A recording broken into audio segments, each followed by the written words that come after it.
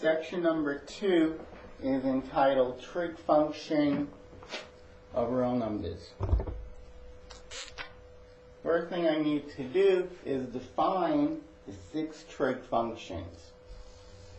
The first one is sine of x, which we will always abbreviate as the following: sine x, S-I-N-X.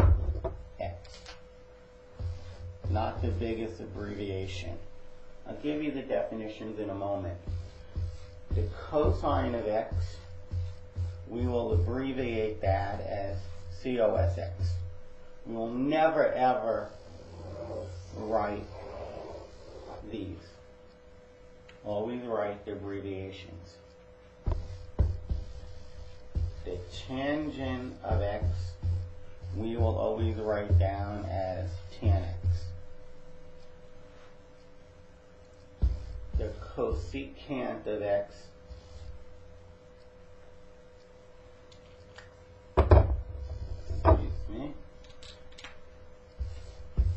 cosecant of x will always be written down as CXC x.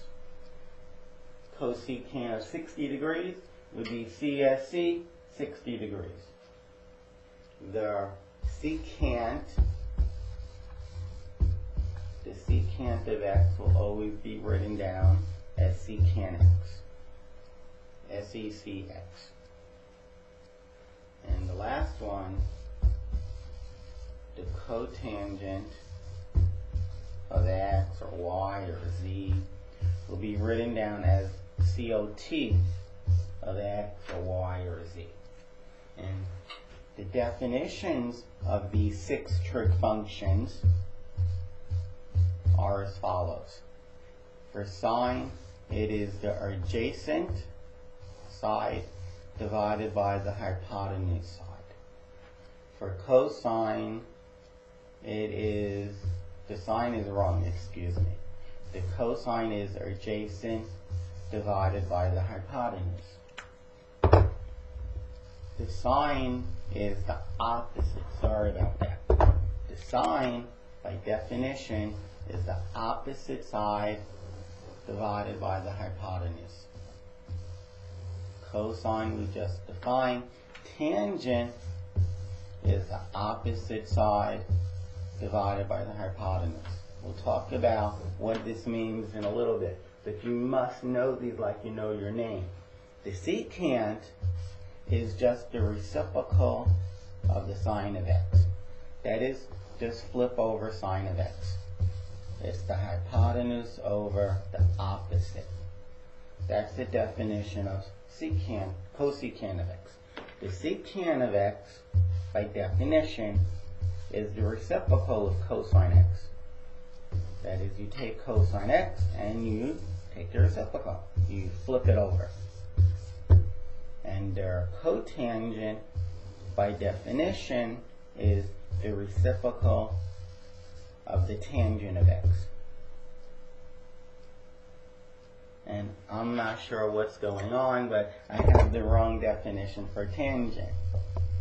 Tangent, by definition, is the opposite side divided by the adjacent side. So when I flip it over, I get adjacent over the opposite.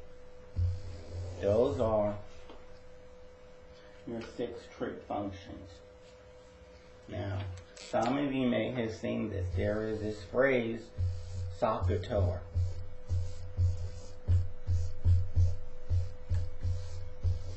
And soccer tower comes from the first 3 definitions. They get broken down like this. Sine is equal to opposite over hypotenuse. Cosine is equal to adjacent over hypotenuse. And the tangent is equal to the opposite over adjacent. Soccer tower. A lot of trig students like to know that. Soccer tower.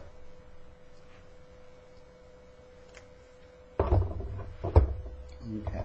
Now, we're going to prove a very important trigonometric identity. And a lot of other things will come as a result of this.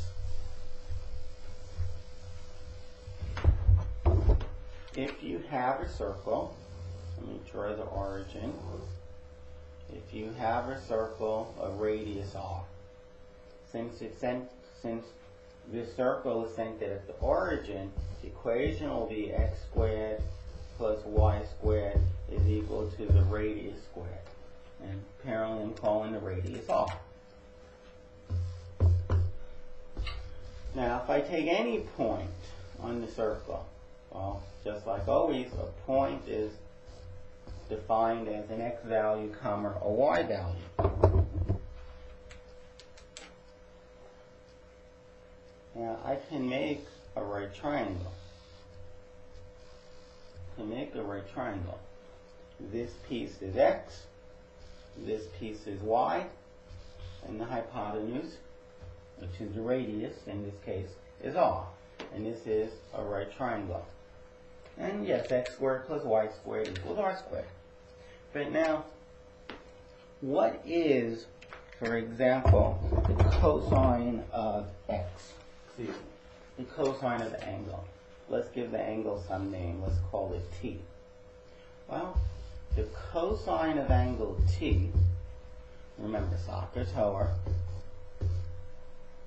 sine is opposite over hypotenuse, cosine is adjacent over hypotenuse, and in case we need it, tangent is opposite over adjacent. Well, the cosine of t, so let me draw the triangle a little bit bigger.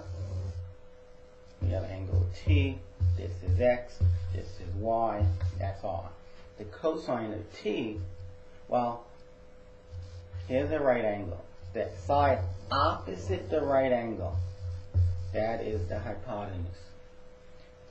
With respect to this angle t, that's the opposite.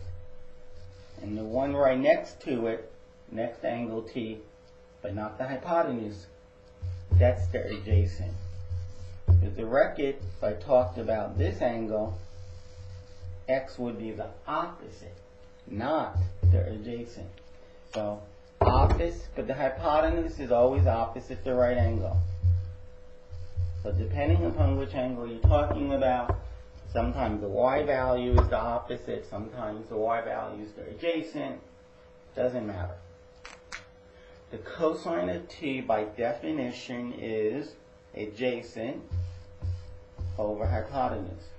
Now here's an important rule you should know. 8 divided by 4 is 2. That's always true.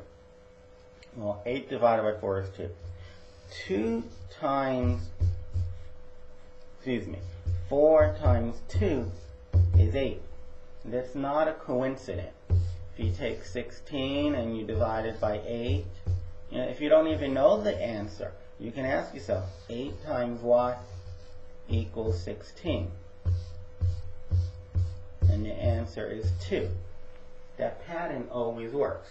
So I can solve for r times cosine of t, why that's x. That's x.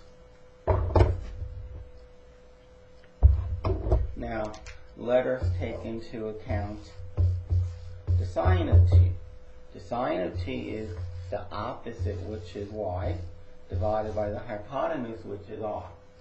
So r sine t equal to y. Now, I know if I square x and I square y and I add them up, that I'll get r squared. So let's do that. So if I square x, I get r squared cosine squared t. And if I square y, I'll get r squared sine squared t. Okay, let us add this up over here. Okay, let's add this up over here.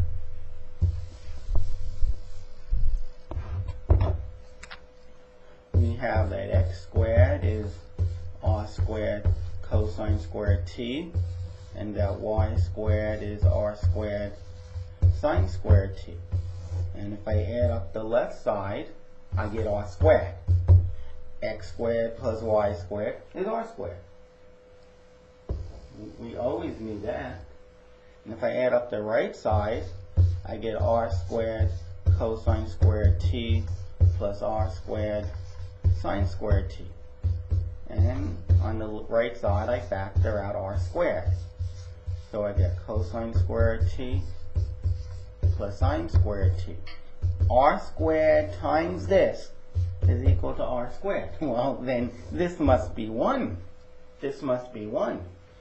You want to divide both sides by r squared, go for it. The left side is 1, and the right side is simply cosine squared t plus sine squared t. Most people, it just happened to come out this way, but most people would say, or write it as sine squared t plus cosine squared t. Addition does commute after all. So this is a very important trig identity. Sine squared t plus cosine squared t is identically 1.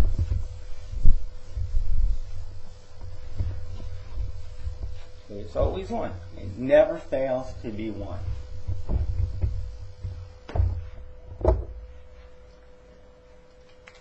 So remember that sine squared t plus cosine squared t equal to 1.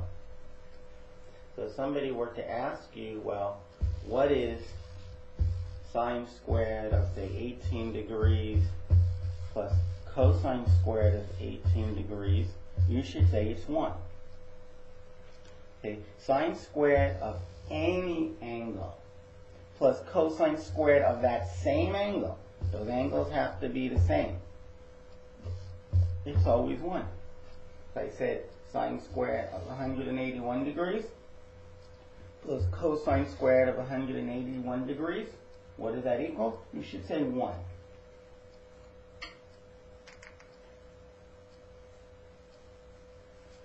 Okay. Now, we need to prove some simple identity. And maybe if you see it,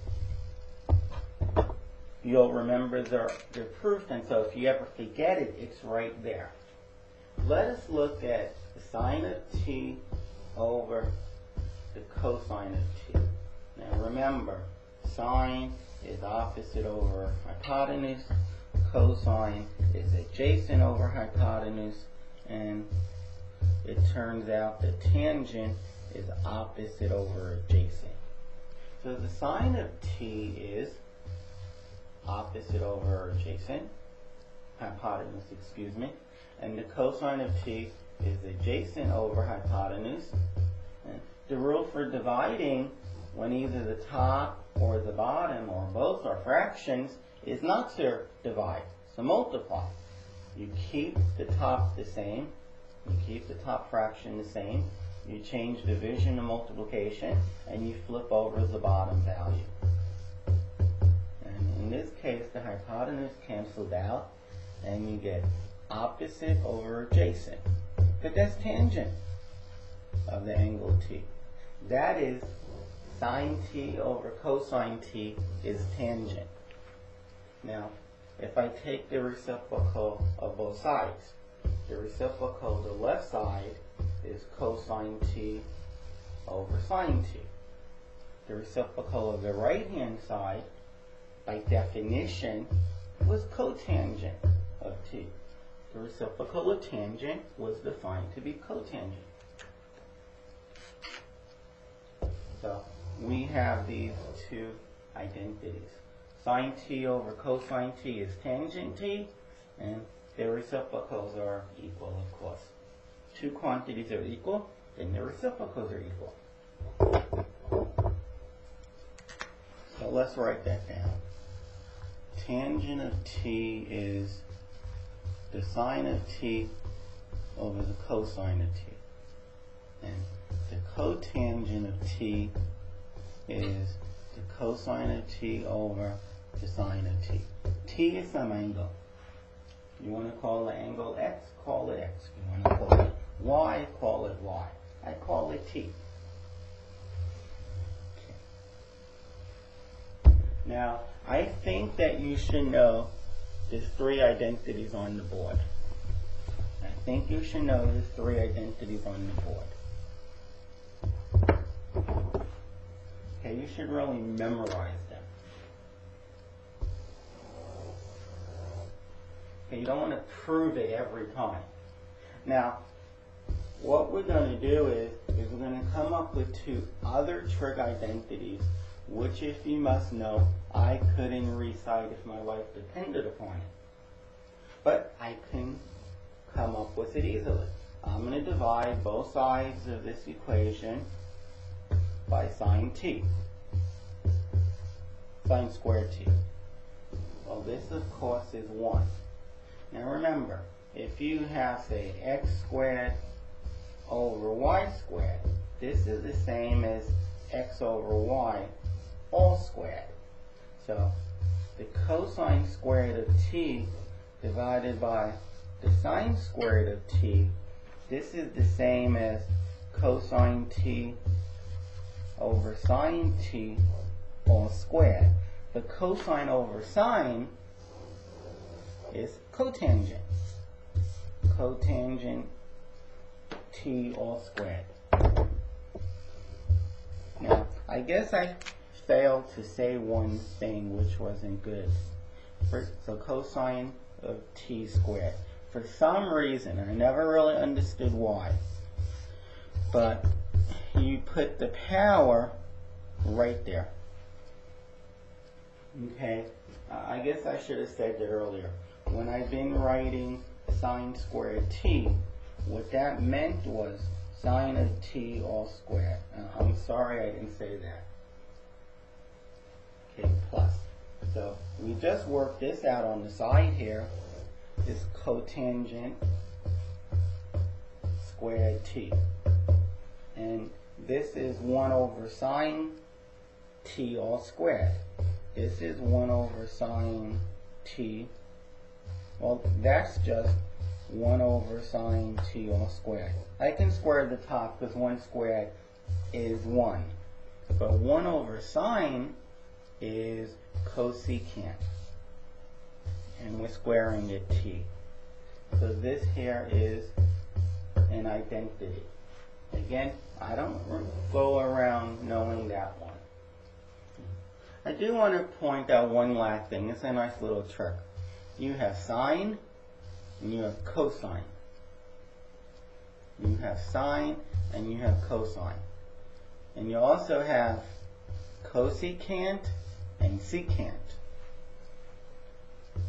The sine and the cosine, they start with s and c. And so do their reciprocals. They start with s and c. It'd be nice if the reciprocal of sine was secant. They'll both be s's. And the reciprocal of cosine would be cosecant. No such luck. It doesn't work that way. The letters get switched. Sine starts with s. Its reciprocal starts with c, the same as cosine.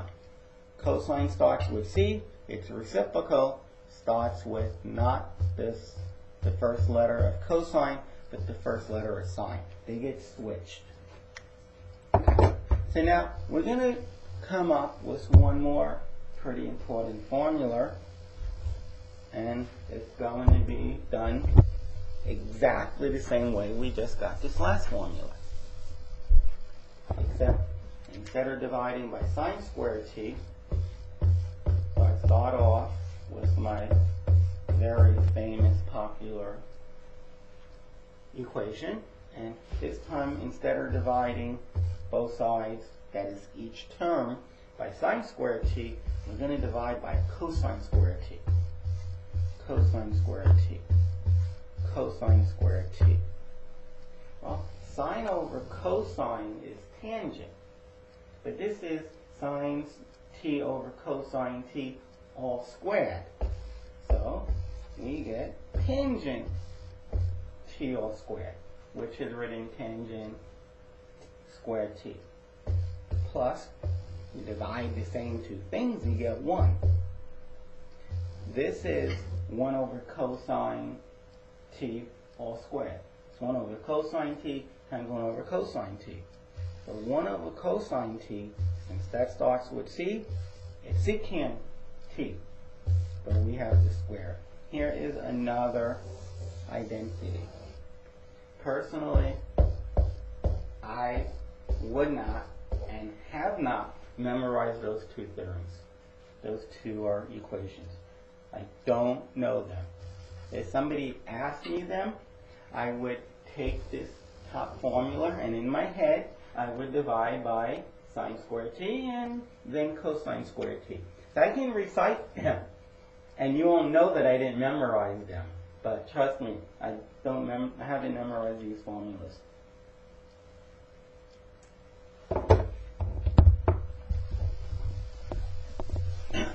Now we have a few other things that we need to settle.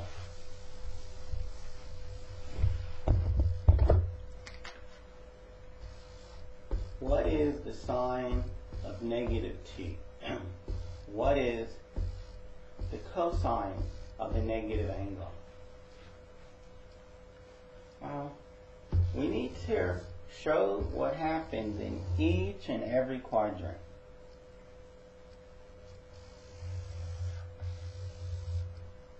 If this is negative t,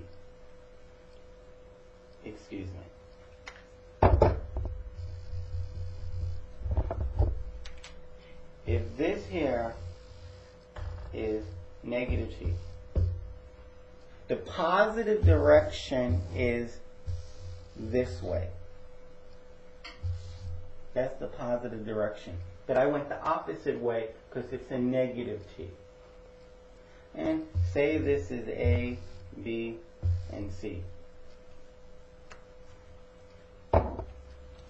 So the sine of negative t, well, with respect to that angle, is the opposite divided by the hypotenuse.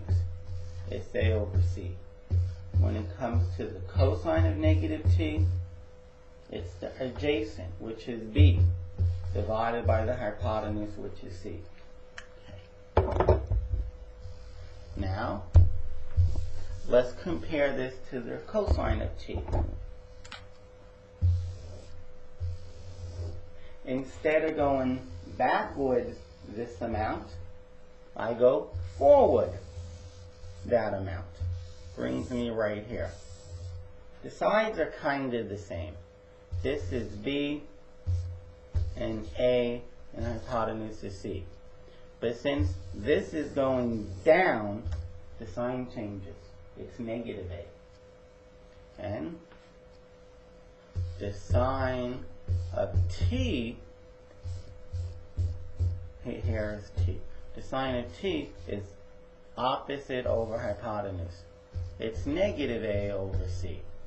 And the cosine of t is B over C. B over C.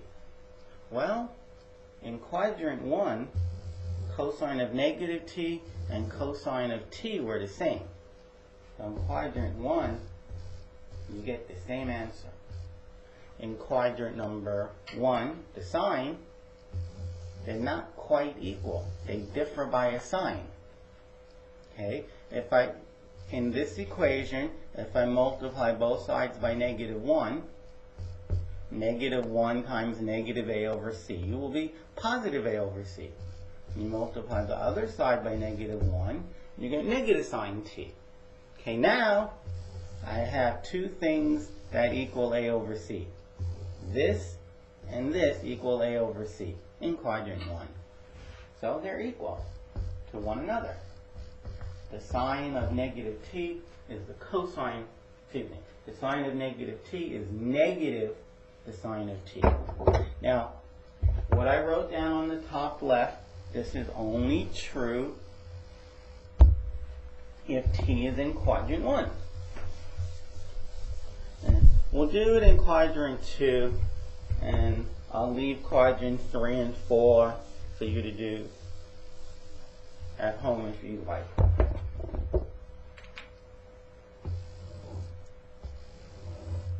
If negative t is in quadrant 2, that's negative t. So I go into quadrant 2 and I draw a right triangle. I'll call this A, and this B, and this C. Since this is to the left of the origin, B is negative. That doesn't mean I have to put a negative sign. If I tell you x plus 2 is equal to negative 7, you go and you take away 2 from both sides, you get x is equal to negative 9. Notice x is a negative number, yet there's no negative sign in front of x.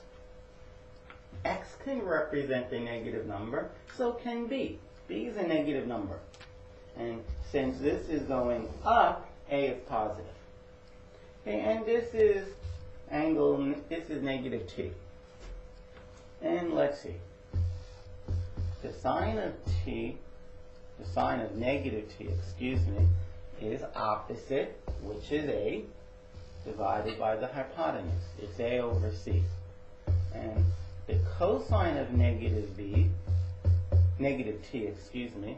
well, with respect to this angle, it's adjacent, which is B, divided by the hypotenuse. The hypotenuse is always opposite the right angle.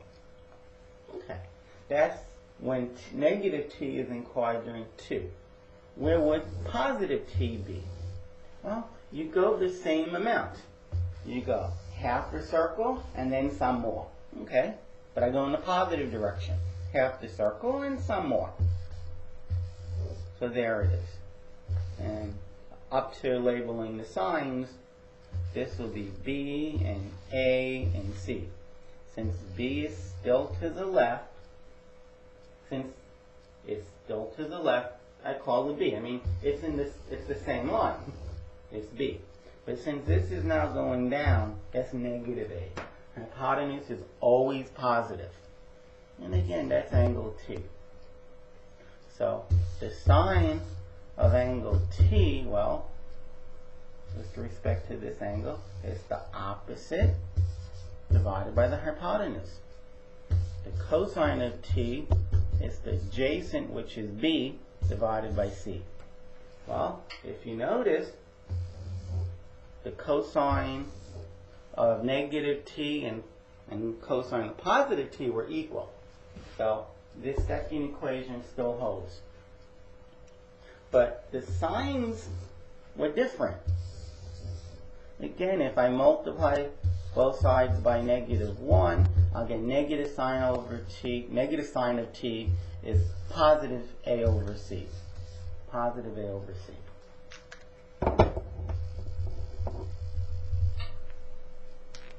And since these two values are equal, then sine of negative t is negative sine of t, which is exactly the first equation. Now, this is going to be true when negative t is in quadrant 3. And those two equations are also going to be true if negative t is in quadrant number 4.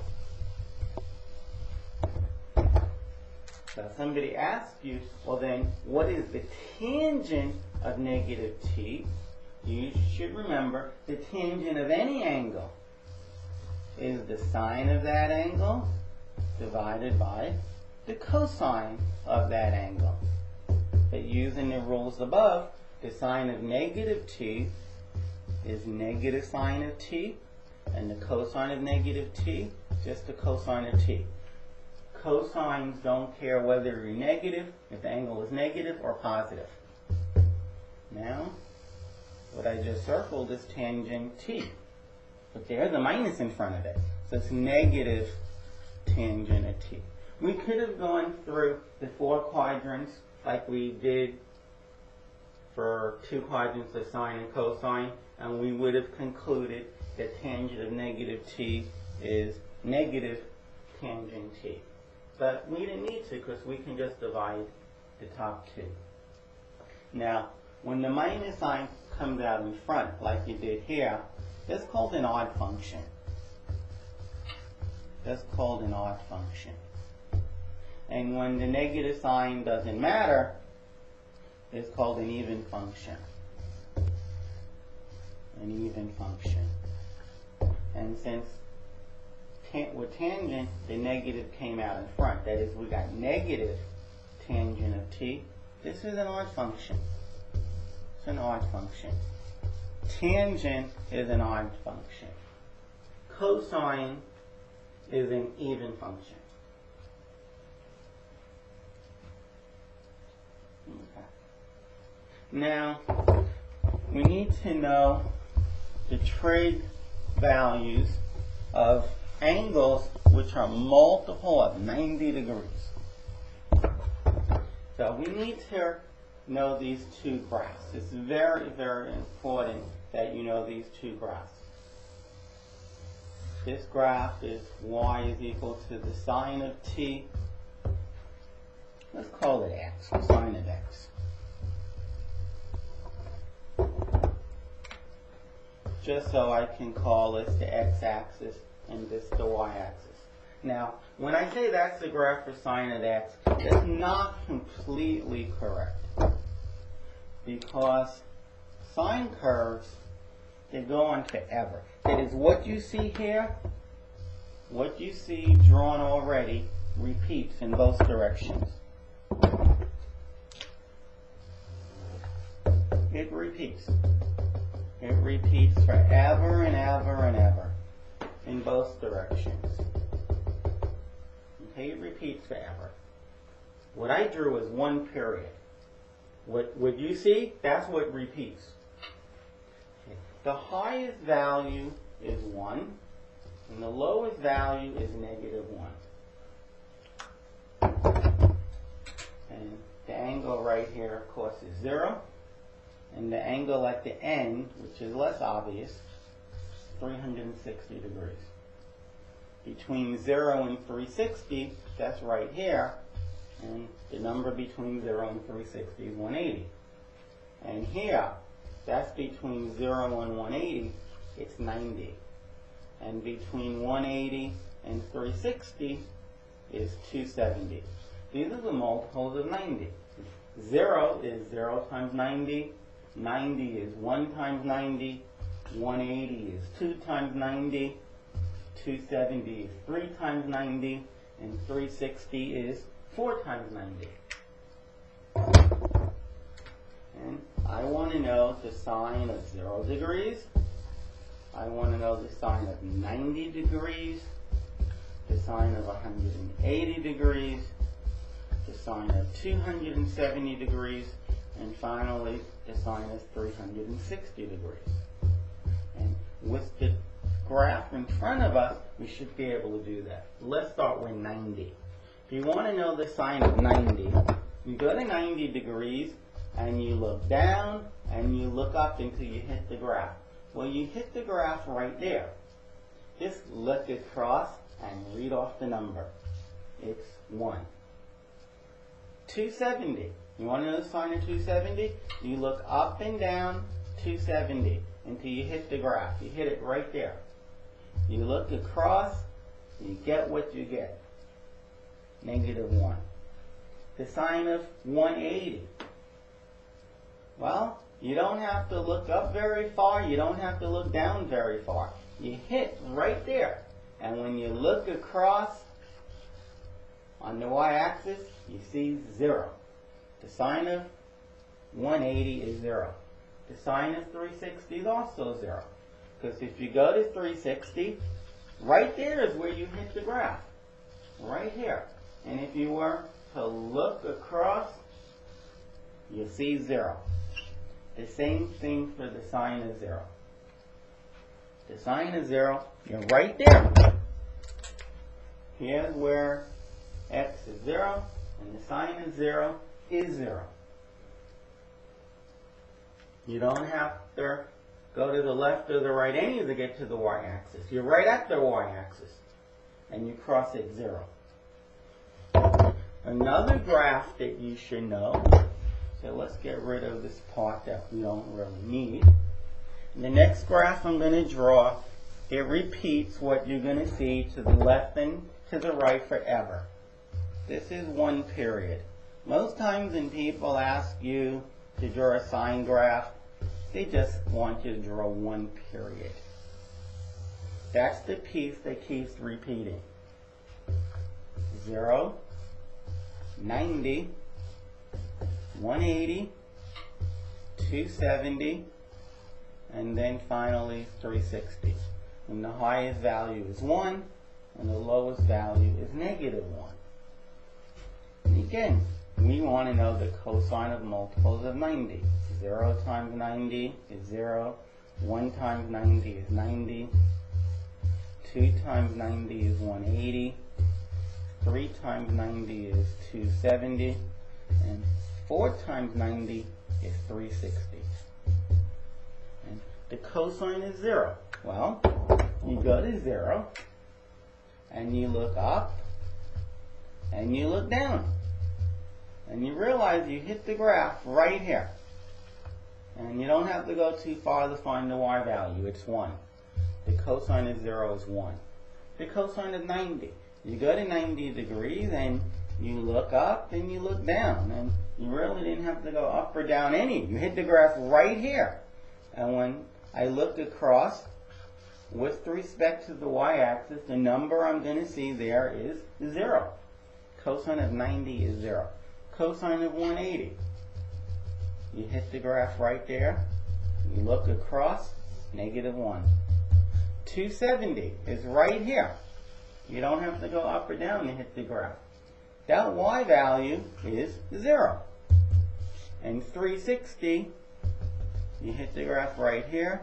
You look across, and you get good old 1. Now, you don't need to bother to draw the tangent graph. What is the tangent of 0 degrees? What is the tangent of 90 degrees? What is the tangent of 180? What is the tangent of 270? And what is the tangent of 360? Well, remember, tangent of any angle is sine of that angle over cosine of that angle. 0 divided by 1. 0 divided by 1 is 0. Cosine of 90, tangent of 90 is sine of 90 divided by cosine of 90. It's 1 over 0, which is undefined. You can't divide by 0. Sine of 180 is 0 divided by negative 1. 0 divided by negative 1 is 0. Because negative 1 times only 0 gives you back 0. What is 1 over 0? Why is it undefined? Because 0 times no number will give you back 1. That's why it's undefined. 270. Negative 1 divided by 0. You divide by 0, it's undefined. 0 divided by 1 is 0. You have 0 pieces of candy. You share them with one person. Each person gets 0. And the other answers were undefined. So either we got 0 or undefined. You notice when sine is 0, cosine is 1 or negative 1. Okay, when sine is 0, the cosine is either 0 or negative 1. Let me say that correctly. When sine is 0, cosine is either 1 or negative 1, plus or minus 1. When sine is 1 or negative 1, the cosine is 0. When one of these two trig functions is 1 or negative 1, the other one is 0. When one of them is 0, the other one is plus or minus 1. There's no in-betweens. If the sine of some angle is 0 degrees, then I can tell you the cosine of that same angle is either 1 or negative 1. If the sine of some angle was plus or minus 1, I can guarantee you I know the cosine of that angle. It's 0. If I know the cosine of some angle is 1 or negative 1, the sine of that same angle is 0. And you should see that pattern. You should know that pattern.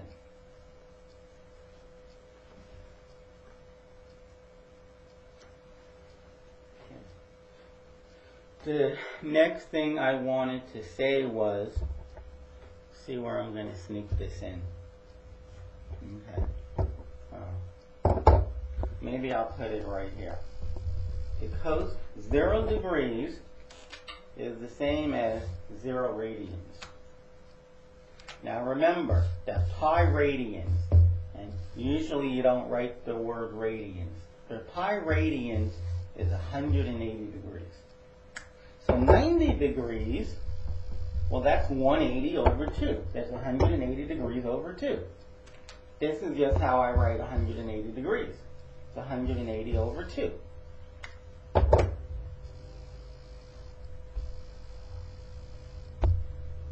And 180, why, that's just pi. Now, 270 degrees, that's 3 times 90. But I know how to write 90. It's pi over 2.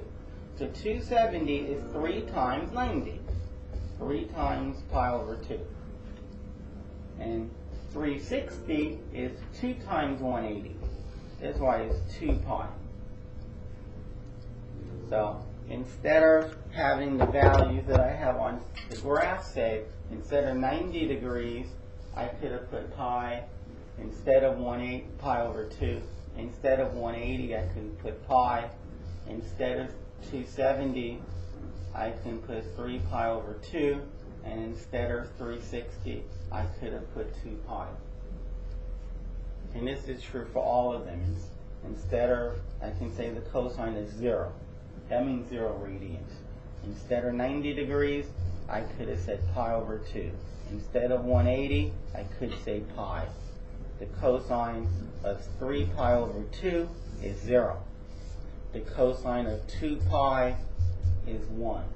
Same thing for the tangent. You should know how to divide pi. And make it say 180 degrees.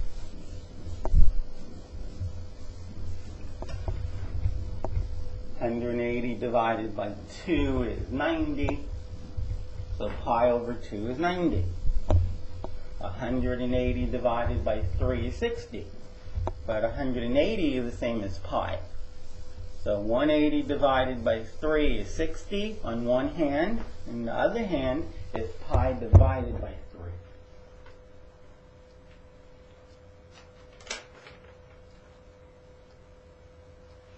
Now, we have these special triangles that you just have to know. And they are 30, 60, 90 right triangles. It's called the 30, 60, 90 right triangles. And the proportions or the ratio of the 3 sides are always in this ratio. I'll talk to you in a moment about what that means.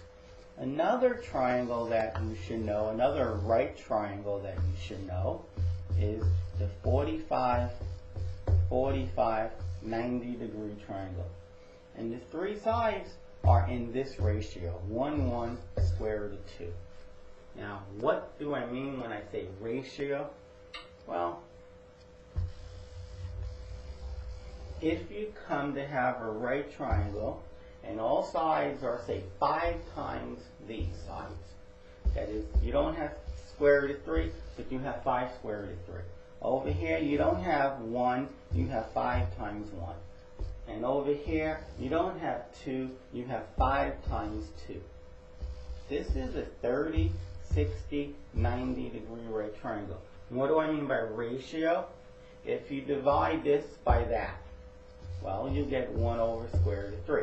If you divide the same 2 sides, 5 over 5 square root of 3, you get the same answer, 1 over square root of 3, the same answer. If you divide those two sides, you would get the square root of 3 over 2. If you divide the same two sides over here, 5 square root of 3 over 10, well, 5 goes into 10 two times. And yes, you get the same answer. Square root of 3 over 2. The same answer. That's what it means by the same ratio. You divide two sides, you're always going to get the same answer in 30, 60, 90 right triangles. Same thing with 45, 45 square root of 2. That's why it's okay to assume, for argument's sake, that all 30, 60, 90 right triangles have sides 1, 2, and square root of 3. The square root of 3, the 2 must be on the hypotenuse, and the 1 must be opposite this 30-degree angle. If you write down the angles from smallest to largest, you have 30, 60, and 90. And if you write down 1 square root of 3, 2 from smallest to largest, well, it's 1 square root of 3 and 2. Opposite the 30-degree angle, why didn't the 3 come out? Opposite the smallest angle should be the smallest side. Opposite the largest angle should be the largest side. And opposite the middle angle should be the middle size length or side. So if I just remember 1, 2, 3, and Pythagoras would say, well, this should be square root of 3, because 1 squared is 1, plus this squared is 3, and that does equal the 2 squared.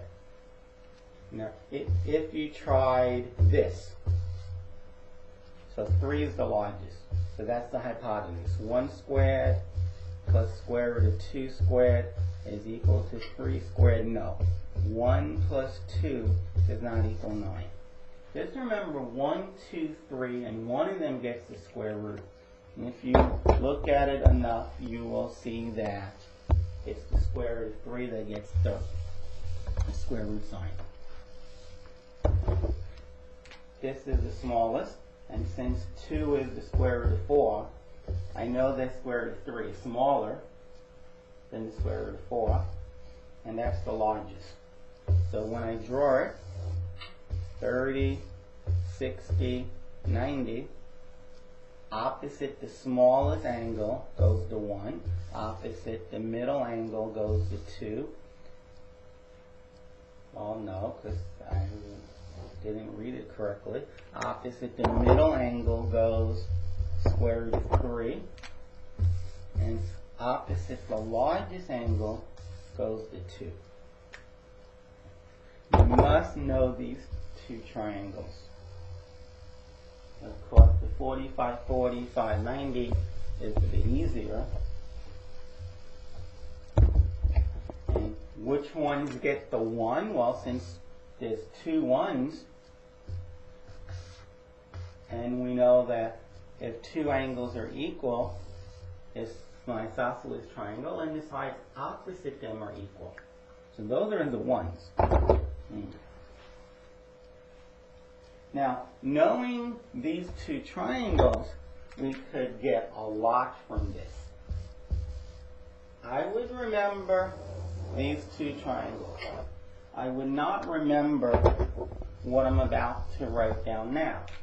I claim now we know the sine of 30 degrees, the cosine of 30 degrees, the tangent of 30 degrees, the secant of 30 degrees, the cosecant of 30 degrees, and the cotangent of 30 degrees. And we know the cosine of 30, no, I didn't mean to say that, although we do know it.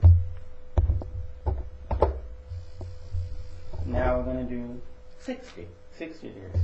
We know the sine of 60 degrees, the cosine of 60 degrees, the tangent of 60 degrees, the secant of 60 degrees, the cosecant of 60 degrees, and the cotangent of 60 degrees. That's all from the first triangle. The second triangle, the 45, 45, 90, we know the sine of 45 degrees, the cosine of 45 degrees, the tangent of 45 degrees, the cosecant of 45 degrees, the secant of 45 degrees, and lastly, the cotangent of 45 degrees. There's 6 here, and 6 here, and 6 here. 18 pieces of information we know from these two triangles. With respect to the sine, with respect to 30 degrees, the sine is opposite, which is 1, divided by the hypotenuse, which is 2. But for the record, the sine is 60 degrees. When it comes to 60 degrees, the opposite is the square root of 3, divided by the hypotenuse. So opposites, a lot of students think for some unknown reason, I guess it's because their teachers tell them nonsense, the opposite is not always the y value. The opposite is not always that side. And the adjacent is not always the x value. No, this is nonsense. It's not true. Teacher says it. Either correct your teacher or just ignore this person. They do not know what they're talking about. The cosine is 30 degrees. With respect to 30 degrees, that's the adjacent. It's right next to it. Here's 30 degrees, and it's right next to it. And it's adjacent, but it's not the hypotenuse. Of course, the hypotenuse is also right next to 30 degrees. But opposite the right angle is the hypotenuse. Cosine has hypotenuse on top and on the bottom, and the adjacent in the numerator. Tangent of 30 is opposite over adjacent. It's 1 over the square root of 3. 1 over square root of 3. Now, final answers should not have square roots in the bottom. So I want to change the way 1 over square root of 3 looks. That's code for I want to multiply by 1. If what's in the brackets is 1, of course, 1 over square root of 3 equals 1 over square root of 3 times 1. And the way I want to write 1 is square root of 3 over square root of 3. Why? Because square root of 3 times square root of 3 doesn't have a radical anymore. It's just square root of 3. And let me just write it a little bit bigger. I'm going to take 1 over square root of 3, say it equals itself, times 1. And here's my way of writing 1. And like I just said, square root of 3 times square root of 3 is 3. And 1 times square root of 3 is square root of 3. So we get square root of 3 over 3. Now secant, well, let's do cosecant first. Cosecant is a reciprocal of sine. It's 2 over 1, which is 2. And cotangent, if I look at that as a reciprocal of tangent, if I look at square root of 3 over 3 and I flip it over, I'll have a square root of 3 in the bottom. But if I just look at this one, I get square root of 3 over 1, which of course is just square root of 3. Now, what about the secant? That's the reciprocal of cosine. It's 2 over square root of 3. Well, it equals itself times 1. The way I'm going to write 1 is square root of 3 over square root of 3. Multiply the bottoms, you get 3. Multiply the tops, you get 2 square root of 3. If you think about it, this here is 2 times that. That's why my answer was 2 times square root of 3 over 2. It's 2 square root of 3 over 2. And for some reason I ran out of room, so I'll put it here. It's 2 square root of 3 over 2. Over 3, excuse me. 2 square root of 3 over 3. Okay. Let us do the cosine, the trig of 60. When somebody asks you to compute the trig of 60 degrees, the trig of 60 degrees is they want you to compute the sine of 60 and the cosine of 60. They want the 6 trig functions of 60. What is the cosine of 60?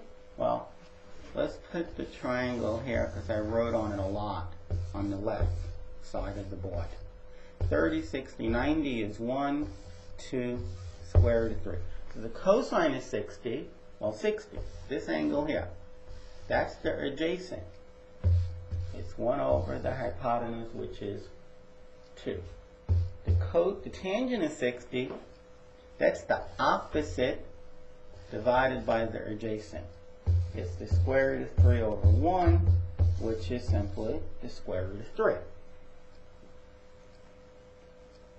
Okay, the secant, that starts with S, so I look at the one that starts with C. It's the reciprocal of a half, which is 2. The cosecant of 60, well, that starts with C. I look for S. Look for the sine of 60. And it's 2 over square root of 3. And we simplified that earlier. We got that. And the tangent of 60, well, the cotangent of 60, well, I look at the tangent of 60, and I flip it over. You have 1 over square root of 3, which is square root of 3 over 3. Okay, so that's another 6 that we just computed. Let's remove this triangle, and let's talk about 45 degrees. Now, when it comes to the 45 degree angle, there are 2 of them. There are 2 45 degree angles. Pick one of them. Convince yourself that even if you pick the other, it's okay. If I pick this angle, the sine of 45 degrees, it's the opposite over the hypotenuse. It's 1 over square root of 2, which happens to be the square root of 2 over 2. Now, if I would have picked the top angle, the opposite is still 1. Doesn't matter. The cosine of 45 degrees. Again, we'll use the bottom left angle. Cosine is adjacent over hypotenuse. It's 1 over square root of 2, which is square root of 2 over 2. The tangent of 45 degrees, it's the opposite, which is 1, divided by the adjacent, which is 1. 1 over 1 is 1. And now we're kind of done using the triangle. The cosecant of 45 degrees, it starts with C. I look at the S1. I'm going to flip that one over, because that's just square root of 2. The secant of 45 degrees, well, it starts with S. I look at C. That's the cosine of 45 degrees. But that was exactly 1 over square root of 2. I take the reciprocal, I get square root of 2. The cotangent is the reciprocal of 1. 1 is 1 over 1. I put this one on top and that one in the bottom. I still get 1 over 1, which is 1. Okay. I would not walk down the streets knowing these 18 values. I would not know that. You want to memorize this. You know, you must have a lot of extra time. You don't like to go out and watch television or do this or that. You love studying trig. Even if that is the case, there's better things in trig you can study. Do more problems. Don't memorize these 18. Know these 2 triangles in the top left corner and be able to write down these 18 results. Now, I really should know the sine of 30 degrees is a half, but I don't. I'm embarrassed to say that. And most people into trigonometry, they probably know these 2 and these 2. But I don't remember any of them. I have to picture the triangle. Okay. Only things, some of these you may actually remember, and it's not because you memorized them. You actually spent time memorizing it.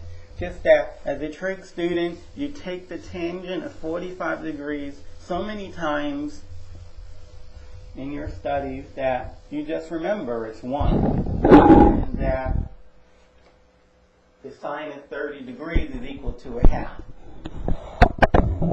I was able to read that off from my white point. The sine of 30 degrees is a half. Okay, and as a trig student, I actually remembered that because it just came up time and time again. Now, suppose you want to take the sine or cosine of larger angles, say 300 degrees.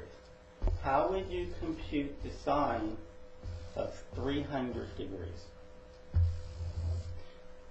Well, here's where we talk about reference angles. 90, 180, 270, and 30 more. That is 270, that is 300 degrees. That is 300 degrees.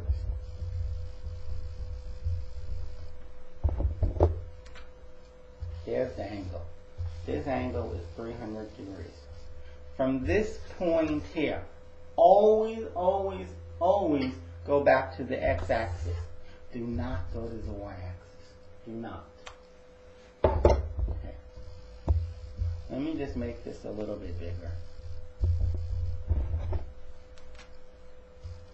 To have a bigger triangle, you should always go, say, halfway into that quadrant. So, if this angle is 300, remember, all the way around, if I continued on, that would be 360. That means this reference angle here, 60 degrees. And I know everything about, so this is a 90, and if that's 60, this is 30. I know everything about this 30, 60, 90 right triangle. 1, 2, opposite 30 was the 1, and opposite 60 is the square root of 3.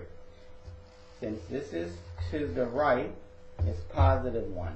And since this is down, it's negative square root of 3. Now what is the sine? So using this triangle with the numbers, you find the sine of 60 degrees. The sine is opposite over hypotenuse. It's negative square root of 3 over 2. And that problem is now done. If you were asked to find the cosine of 315 degrees. Okay, so let's draw this. 270 and 45. 270 and 45. That's 315. I mean, you can realize that you're 45 degrees short of the whole circle, which is good, because then I know that that's 45 degrees. 45, 90, 45. 1, 1, square root of 2. Since this is to the right, it's positive 1. And since this is down, it's negative 1. And then the cosine of 315 degrees, well, we're using this angle. Now here, when you're using that angle, your teacher is correct. The adjacent is always the x and the opposite is always the y. But we're not always in this situation. The cosine of this angle, it's the adjacent over the hypotenuse. It's 1 over square root of 2, which is square root of 2 over 2. Does the record 1 over the square root of n? Well, of course, it equals itself times 1. I'm going to write 1 as square root of n over square root of n. Square root of n times square root of n is n. 1 times square root of n is square root of n. 1 divided by the square root of any number, that should be an n. 1 divided by the square root of any number is equal to the square root of that number over the number. 1 over square root of 7 is simply square root of 7 over 7. 1 over the square root of 71 is the square root of 71 over 71. So if you come up with this 1 over square root of 3, it's the square root of 3 over 3. If you have 4 over the square root of 3, then you get 4 square root of 3 over 3.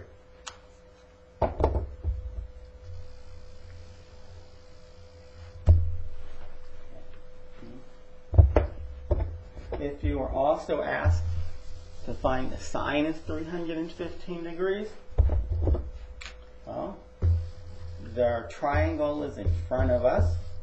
The sine is the opposite over the hypotenuse. This is -1 over the square root of 2. So it's just the negation of 1 over square root of 2. It's the negation of that. That is, it's negative square root of 2 over 2.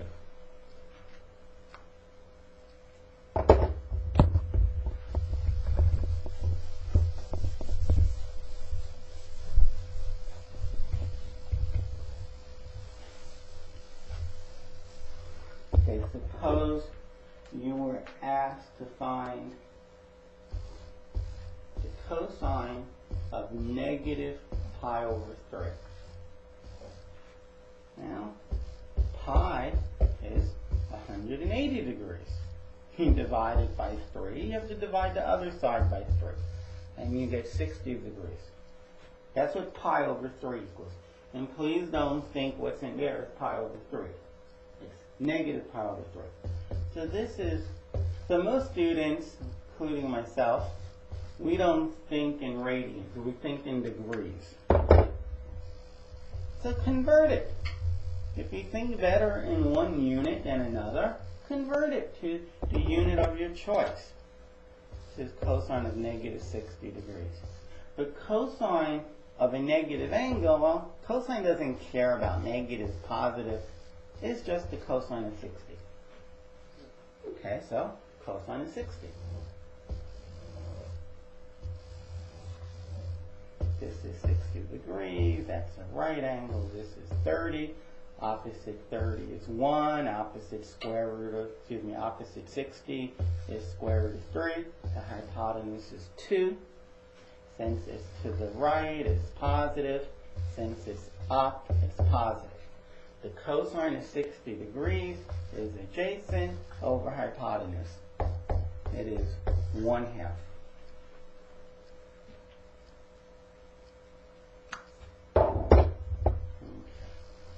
Let's try another one.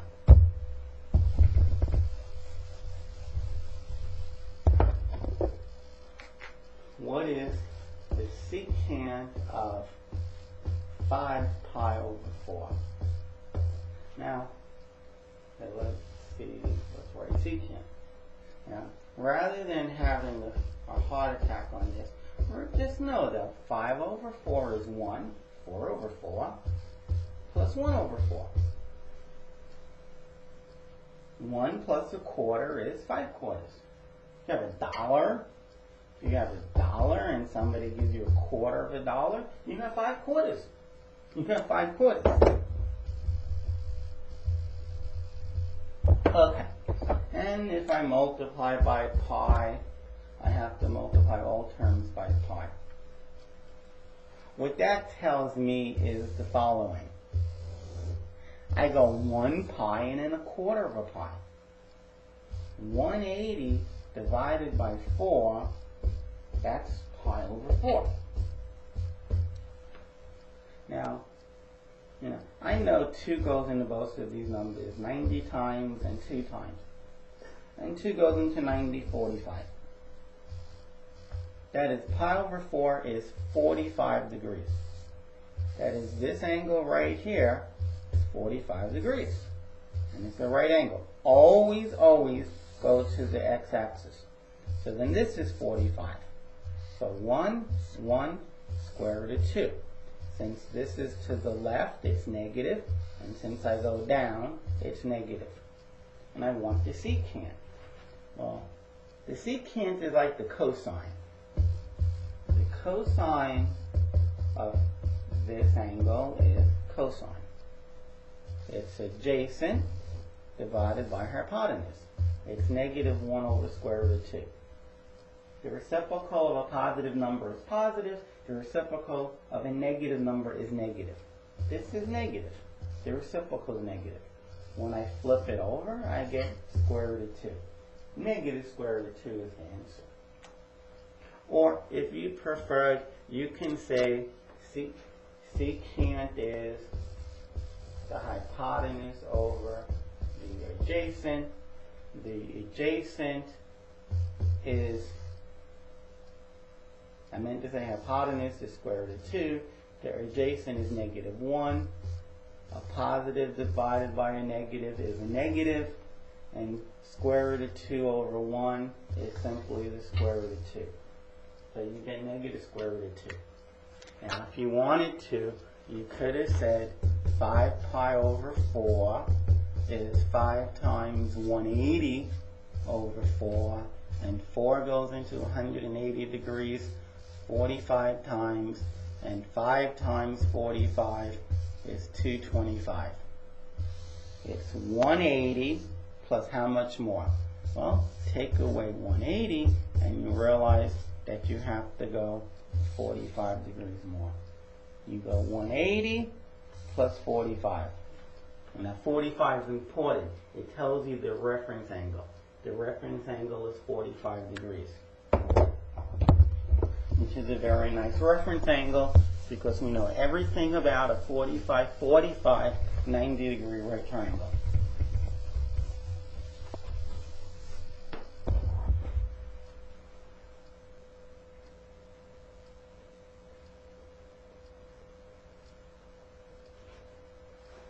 Now, somebody asked you to find the sine of negative 225 degrees.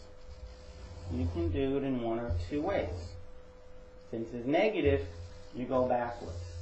90, 180. Now, 225 is 180 plus 45. So I went 180. I have to go 45 more. There's my angle. Always complete the triangle by going to the x-axis. My reference angle was 45. And if you take away 180, that's how I knew to add 45. So we have a 45, 45, 90 right triangle. 1, 1, square root of 2. Since this is to the left, it's -1. And since this went up, it's +1. Hypotenuse is always, always, always positive. Okay, so this is sine. It's the opposite, which is 1, divided by the hypotenuse. It's 1 over the square root of 2, which is the square root of 2 over 2. That is one way of doing it. Another way of doing it is to say from the very beginning that the sine of negative 225 is negative the sine of 225. That is, a negative angle comes out in front.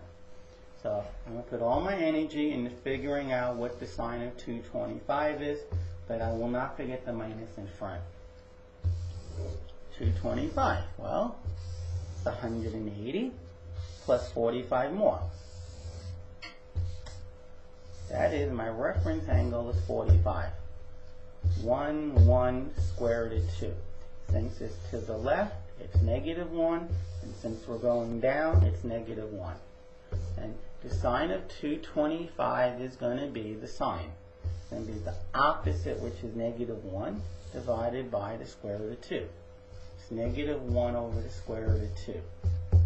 A negative times a negative is a positive. So it's 1 over square root of 2, which is square root of 2 over 2.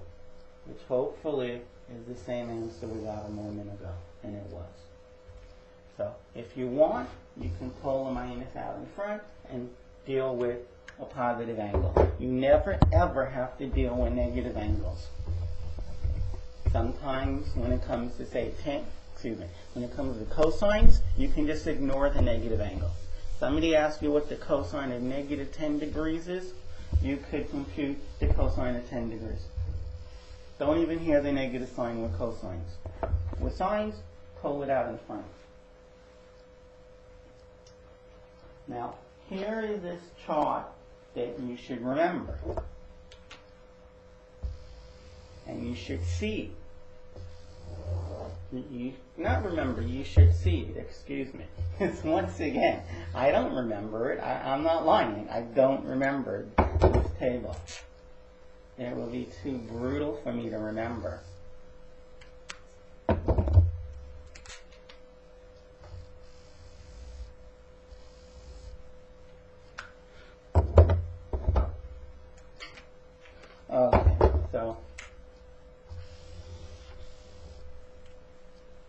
So this is quadrant 1, and quadrant 2 is everything kind of in there.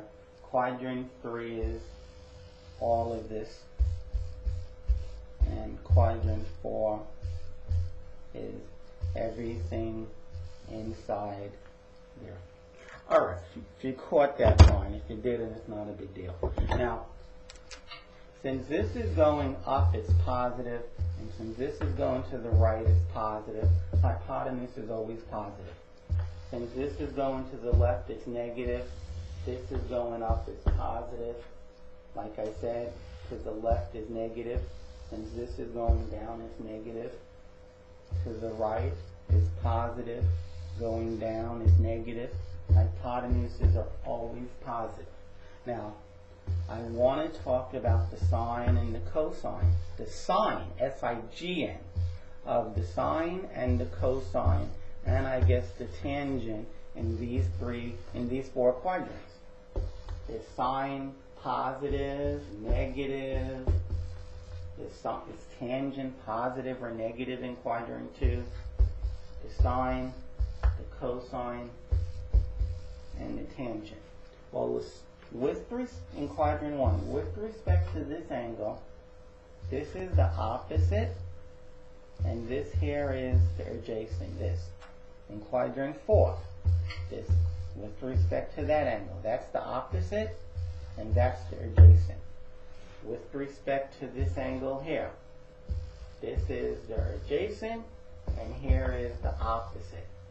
This angle here, this is opposite, and the adjacent is here. And the hypotenuse is the one I didn't label. That's the obvious one, I hope. So the sine is positive over positive in quadrant 1. The sine is positive in quadrant 1. The cosine, it's the adjacent over the hypotenuse. It is positive. Tangent is sine over cosine. It's positive over positive, which is positive. Quadrant 2. The sine is the opposite over the hypotenuse. Positive over positive is positive. The cosine is the adjacent over the hypotenuse. Negative over positive is negative, less than 0. Sine is positive, cosine is negative. You divide the two, you get negative. Quadrant number 3. The sine is opposite over hypotenuse. That's negative. Negative over positive is negative.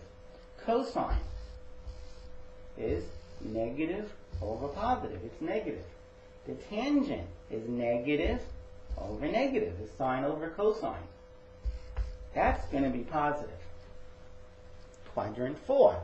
The sine is negative over positive, which is negative. That means less than 0. The cosine is adjacent over positive, over hypotenuse. Positive over positive is positive. The tangent, well, it's a negative over a positive. It's a negative. It's less than 0. Okay? You should see that. When the opposite is positive, when you're above the x-axis, the signs are positive. When you're to the right of the y-axis, when you're to the right, here or here, the cosines are positive because the adjacent is positive. And when you're to the left of the y-axis, when you're over here, their signs are going to be negative. And when you're below the the x-axis, when you are below the x-axis, the opposites are negative. That is why the signs are less than 0. Now, in quadrant 1, everything is positive. In quadrant 2, only the sign is positive. And the sign starts with S, right? So they're the same that I'm writing. S, we think students. In quadrant 3, only the tangent is positive. We think the word take. And in quadrant number 4, only the cosine is positive. Cosine starts with C. Tangent, like take, start with T. In quadrant 4, only the cosine is positive. So we think of a word that starts with C. And we have this saying, all students take calculus. All, that means sine, cosine, and tangent are positive. Students start with S, that means only sine is positive. Take starts with T, that means only tangent is positive. And calculus starts with C, so only cosine is positive. Of course, if cosine is positive, that means the secant is positive. But we normally only think of these three in trigonometry. People say, oh yeah, there's 3 other trig functions. I always forget about them. Okay, a little bit more. So now we're going to play a little game. I'm going to give you some information, and we're going to use what we just learned here. I'm going to give you some information about the angle T, and I'm going to ask you, where is it? Which quadrant is it in? So let me be a little bit more rigorous on quadrants. Everything in here is quadrant 1. And everything in there, and of course, I mean, it's much bigger than what I'm drawing. It goes more to the right, it goes more up, but I'm hoping you get the point. Everything in here is quadrant 3, and everything in here is quadrant 4. Notice I did not, first let me do it in a different color. I want you to notice that I never said where the axes were in. The axes are not in any quadrant. If somebody asks you, what quadrant is that point in? You say it isn't. Somebody asks you what point that quadrant is in? You say 1. Somebody asks you this point right here, which quadrant? You say it isn't in a quadrant. It's on one of the axes. Okay. So now when I ask you what quadrant T is in, you can tell me. And if it turns out it's on the axis, you should say T is not in any quadrant. T is not in the quadrant. Somebody asked you what movie you went to last night and you didn't go to a movie. That doesn't mean you don't answer them. You say, no, I didn't go to the movie last night. Somebody asks you what quadrant you're in or a point is in, and it's not in the quadrant, you tell them, oh, it's not in the quadrant. What are you talking about? Okay, where is T? Where is T? And I tell you that the sine of T is greater than 0. That means it's positive. And the cosine of T is less than 0. Well, sine of T, sine is opposite over hypotenuse. Hypotenuse is always positive. If you want to get a positive, you should let the opposite be positive. Opposite over hypotenuse. If it's going to be positive, that means the opposite has to be positive. That means you're either in quadrant 2 or you're in quadrant 1. So 1 or 2. But now for cosine to be less than 0, cosine is adjacent over hypotenuse. Now, we know the hypotenuse is positive. And for us to get a negative answer, the adjacent has to be negative. Adjacent is negative here. Quadrant 2 or 3. It's adjacent. It's negative. So cosine T is less than 0. That means 2 or 3. Well, if you're in one of these two quadrants and you're in one of those two quadrants, you must be in two. And means both. You can't say, well, t is in 1 and t is in 3. Because no angle is in 1 and 3. The answer is 2. You want the common answer. You're in angle 2 and in angle 2. Yeah, that makes sense. You're in angle 2. Quadrant 2. T is in quadrant 2. T is in quadrant 2. That's the only place where sine and cosine is positive and cosine is negative.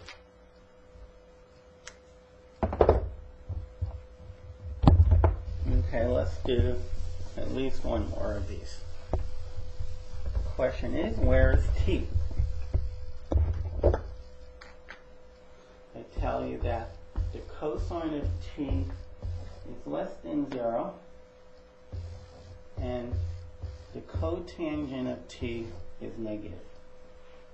Well, if the cosine of t is negative, that means, well, cosine is negative here. That is quadrant 2, quadrant 3. So you're in 2 or 3. T is in 2 or 3. Now, if you think about it a little bit, you know that cosine is, cotangent of t is cosine of t over the sine of t, which you're told is negative. But you're told also that the cosine of t must be negative. Both of these statements, have to be true at the same time. It says and. So I know cosine of t is negative. So the sine of t must be positive. So it's a negative over what gives you less than 0, which is a negative. The answer is a positive. So the sine must be positive. Well, where is the sine positive? That's in quadrant 1 or 2. Sine is positive above the x-axis. Sine is positive here and here in quadrant 2, 1 or 2. The quadrant that's in common is 2. T is in quadrant 2. You can also play the game, all students take calculus. So where is cosine of t less than 0? Well, where is it positive? It's positive here and here. So that leaves 1, 2, 3, 4. That leaves quadrant 1, I meant to say 2 and 3. Okay. Now, cosine of t is less than 0. That guarantees me they're reciprocal. That tells me that tangent of t is less than 0. Tangent of t is negative. Well, we know it's positive here, and t means tangent, so it's positive there. Where is it negative? Here and here. This is 2 or 4. Which is a common quadrant? 2. So you can do it by knowing this saying, all students take calculus. Now, whenever you have a letter, A for all, S for students, T for take, and C for calculus, those letters correspond to where it's positive. All students take calculus.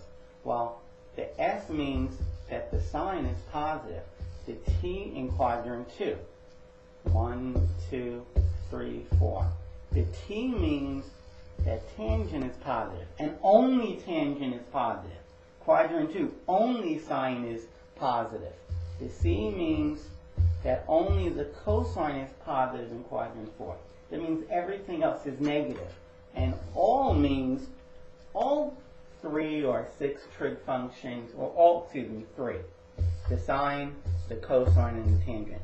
All of them are positive in quadrant 1. and only sine is positive in quadrant 2. And of the three, sine, cosine, and tangent, only tangent is positive in quadrant 3. And only cosine is positive in quadrant 4. Okay, how about this problem? You're told that the sine of t is equal to 3/5. Don't know why the sine didn't come out. The sine of t is 3/5. And t is in. This means, that symbol means is in. T is in quadrant 2. The instructions are to find all 6 trig values. That is, tell me what the sine of t equals, which I think should be easy because it was given. Tell me what the cosine of t equals. Tell me what the tangent of t equals. The secant of t, the cosecant of t, and lastly, the tangent of t. What does it equal? Well, we're told we're in quadrant 2, so let's draw it in quadrant 2. The sine is the opposite, which is 3, divided by the hypotenuse, which is 5. The question is, what's the adjacent of this angle? What's the adjacent? And you should know your right triangles, 3, 4, 5. And if you didn't know it, we can call it x for a moment. And we know that one side squared plus the other side squared, which we're calling x, is equal to 5 squared. 9 plus x squared is 25. This must be 16. 9 plus 16 is 25 after all. X squared is 16, so x can be plus or minus 4. And since it's to the left, it's negative 4. Okay, so the cosine of this angle is adjacent over hypotenuse. It's negative 4 over 5. The tangent is opposite over adjacent. It's 3 over negative 4, which is negative 3/4. The secant starts with S. I look at the one that starts with C. I flip that over. Remember, the reciprocal of a negative number is just negative. And now flip it over. 4 over 5, that becomes 5 over 4. Cosecant starts with C. I look at the one that starts with S. Take the reciprocal. Get 5 over 3. Tangent of this, it's a negative number, it stays negative. Flip it over. 4 over 3. Okay, let's try one more like this.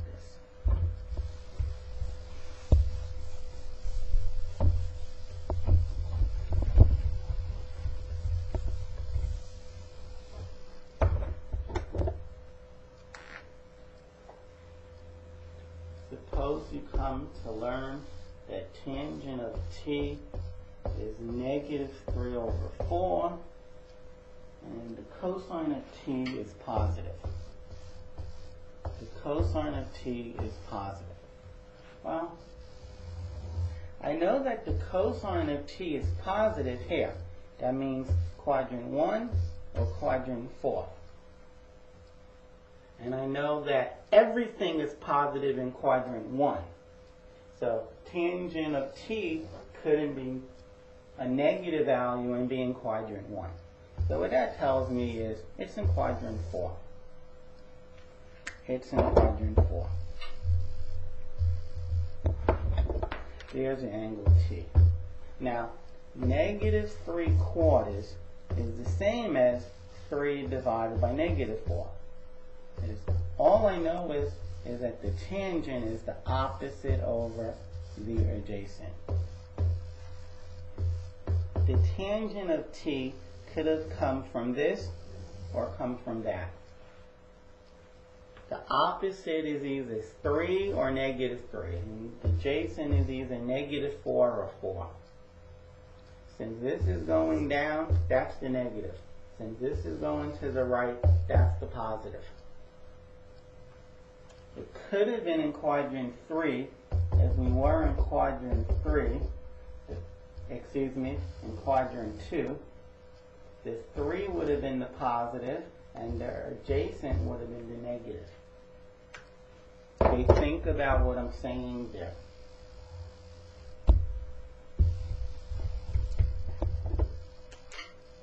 Okay, and we just talked about a triangle where two legs were 3 and 4, and the hypotenuse was 5, which is always positive. Okay, now the piece of cake. The sine of t, the cosine of t, the tangent of t, and then their reciprocals. The sine of t is -3 over the hypotenuse, opposite over hypotenuse. It's -3 over 5. The cosine of t is adjacent over hypotenuse. It's 4 over 5. The tangent of t they gave us. So now the other 3 kind of come for free. The cosecant of t, well, you flip this over, you get -5/3.